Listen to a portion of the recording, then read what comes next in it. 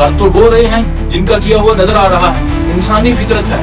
کہ انسان جس وقت تک کوئی بھی چیز، کوئی بھی معاملہ اس کو اپنی آنکھوں سے دیکھ نہیں لیتا، انسان مطمئن نہیں ہوتا۔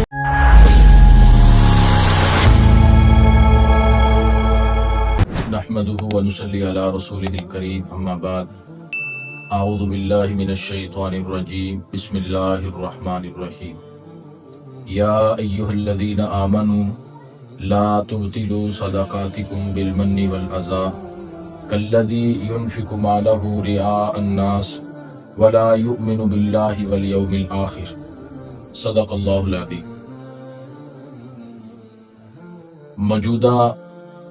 وطن عزیز پاکستان میں جو سیلاب کی صورتحال تھی،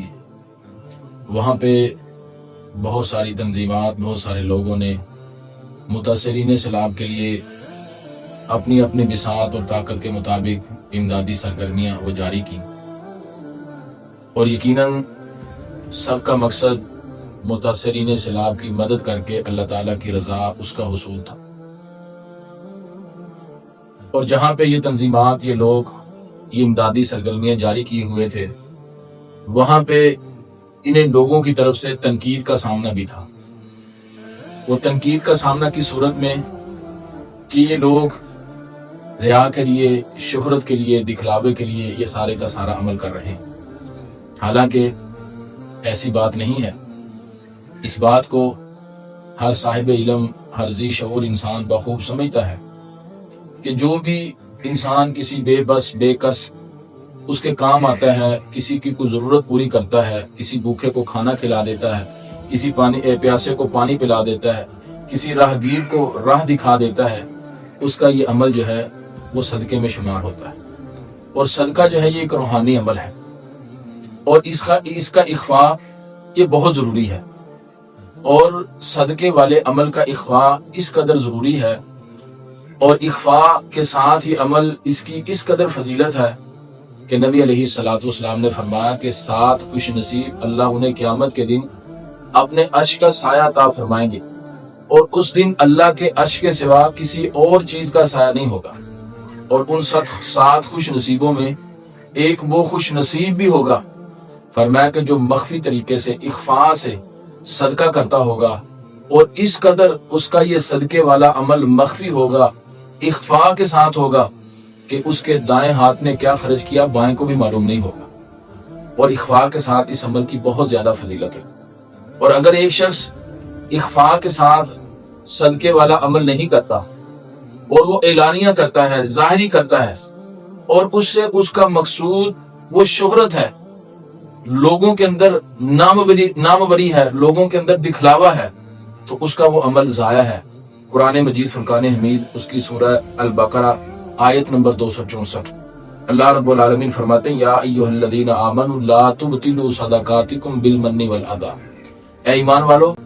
اپنے صدقات کو ضائع نہ کرو، فرمایا اذیت دے کے اور صدقہ دینے والے کو احسان جتلا کے۔ اور پھر آگے اللہ فرماتے ہیں، کالذی ينفق مالہ رئاء الناس، جو شخص صدقہ کر کے اس کو جتلاتا ہے، جس پہ صدقہ کیا ہے، جس کو صدقہ دیا، اس کو اذیت میں مبتلا کرتا ہے، اس کی مثال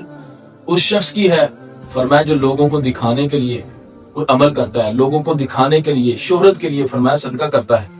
تو فرمایا کالذی ينفق مالہ رئاء الناس، فرمایا جو ریا کے لیے، دکھلاوے کے لیے خرچ کرتا ہے، ولا یؤمن باللہ والیوم الآخر، اس کا نہ اللہ پہ ایمان ہے، نہ آخرت کے دن پہ ایمان ہے۔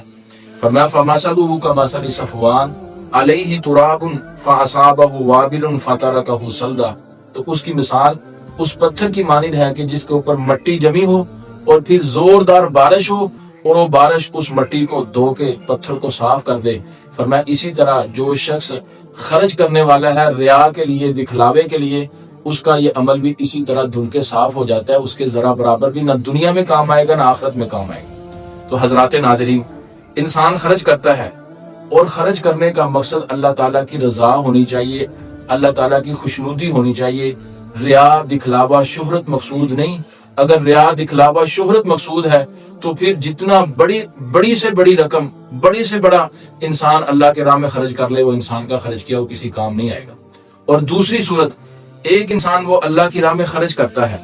لیکن وہ خرچ اعلانیہ طور پہ کرتا ہے، ظاہری طور پہ کرتا ہے، اور ظاہری طور پہ اس کا خرچ کرنا اس لیے تاکہ اس سے دیگر لوگوں کو ترغیب ہو جائے، دیگر لوگ بھی مجھے دیکھ کے وہ اللہ کی راہ میں خرچ کرنے والے بن جائیں۔ اور قرآن مجید فرقان حمید میں اس کی بھی رخصت، اس کی بھی اجازت موجود ہے۔ یہ سورہ بقرہ ہی ہے، 271 نمبر آیت۔ اللہ رب العالمین فرماتے ہیں ان تبدوا الصدقات فنعما ہی، فرمایا اگر تم صدقات کو ظاہر کرو تو یہ بہت ہی اچھا ہے، لیکن مقصد کیا ہو ظاہر کرنے کا؟ لوگوں کو ترغیب دلانا۔ اگر ترغیب کا پہلو موجود ہے تو صدقہ، خیرات، امدادی سرگرمیاں وہ اعلانیہ ان کو ظاہر کرنا، لوگوں کے سامنے پیش کرنا، اس میں کوئی حد نہیں۔ اللہ فرماتے ہیں اگر تم صدقات کو ظاہر کرو، اعلانیہ کرو، فنعما ہی، فرمایا یہ اچھا ہے۔ وَإِن تُخْفُوهَا وَتُؤْتُوهَا الْفُقَرَاءَ فَهُوَ خَيْرٌ لَكُمْ، اگر تم ان کو مخفی کرو اور فقراء کو دو، فرمایا یہ بھی بہتر ہے۔ اور اللہ فرماتے ہیں وَيُكَفِّرْ عَنْكُم مِّن سَيِّئَاتِكُمْ وَاللَّهُ بِمَا تَعْمَلُونَ خَبِيرٌ، اور اگر تم اعلانیہ کرو یا مخفی کرو، اللہ تمہارے اس عمل کی وجہ سے تمہارے گناہوں کو مٹا دے گا، اور اللہ رب العالمین جو تم اعمال کرتے ان کی خبر رکھنے والا ہے۔ اسی طرح دوسرا مقام سورہ البقرہ ہی آیت نمبر 274، اللہ فرماتے ہیں الذین ينفقون اموالهم باللیل سرا وعلانیہ فلہم اجرہم عند ربہم ولا خوف علیہم ولا هم يحزنون، فرمایا وہ لوگ جو خرچ کرتے ہیں دن میں، رات میں، فرمایا سرا وعلانیہ، ان کا خرچ کرنا وہ سری طور پہ بھی ہوتا ہے اور اعلانیہ طور پہ بھی ہوتا ہے، ظاہری طور پہ بھی، مخفی طور پہ بھی۔ مقصد اللہ تعالیٰ کی رضا ہے، ریا، نمود، نمائش نہیں ہے، اور ان کا خرچ کرنا اعلانیہ طور پہ اس لیے تاکہ اس سے لوگوں کو ترغیب ہو۔ تو فرمایا فَلَهُمْ أَجْرُهُمْ عِنْدَ رَبِّهِمْ، تو ان کے لیے ان کے رب کے ہاں اجر ہے، وَلَا خَوْفٌ عَلَيْهِمْ وَلَا هُمْ يَحْزَنُونَ، فرمایا ان کے اوپر نہ ہی کسی قسم کا خوف ہوگا اور نہ ہی ایسے لوگ جو ہے وہ غمزدہ ہوں۔ تو حضرات ناظرین، جو امدادی سرگرمیاں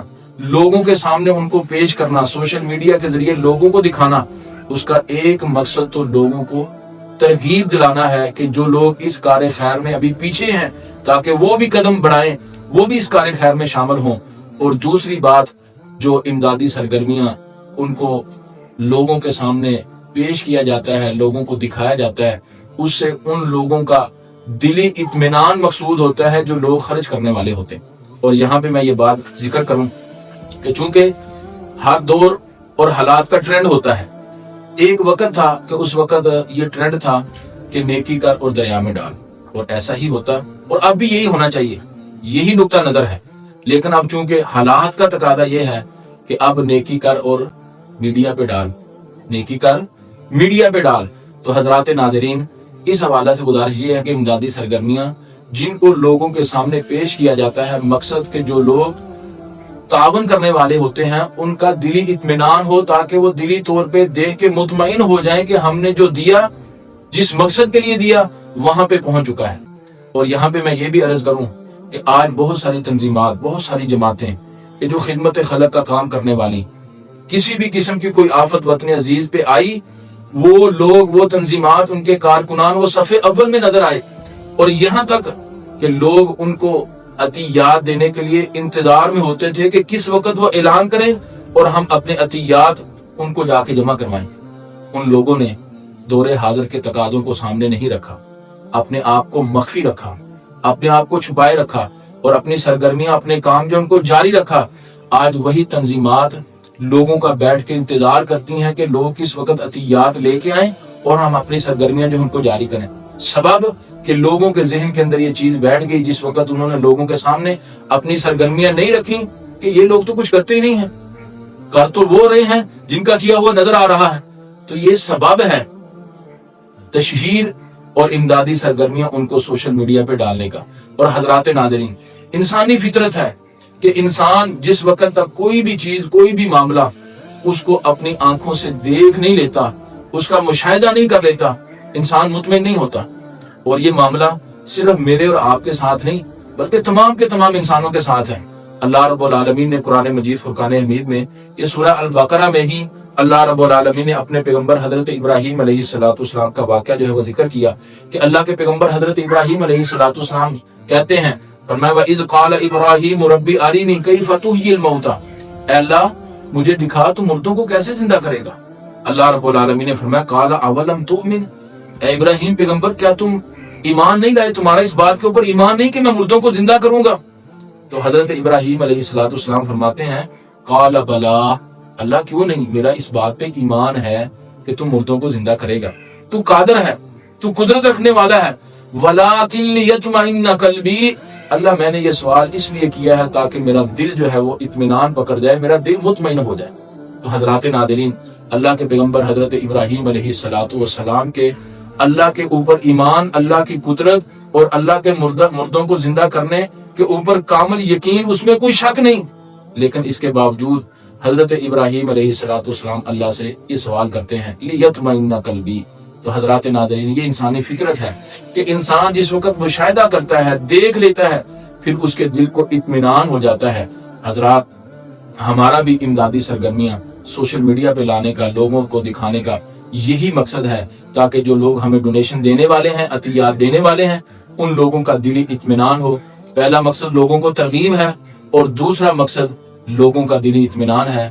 اور اس کے ساتھ ساتھ اصل مقصد وہ اللہ تعالیٰ کی رضا کا حصول ہے۔ اللہ سے دعا ہے کہ اللہ رب العالمین ہمیں اسی پہ کاربند رکھے۔ آمین و آخر دعوانا الحمدللہ رب العالمین۔